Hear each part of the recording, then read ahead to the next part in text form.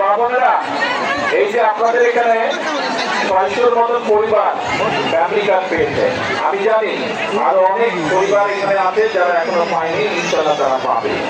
আমরা নির্বাচনের আগে আমরা বলেছিলাম এই দেশের মানুষকে যে বিএনপি সরকার গঠন করতে পারলে আমরা অনেকগুলো কাজ করতে বাকি আছে, তাদের তো ইনশাল্লাহ আমরা পৌঁছে দিব। আমরা সরকার যখন গঠন করলাম, সরকার গঠন করার আমরা সংসদে জাতীয় সংসদে আমরা বাজেট উপস্থাপন করেছি।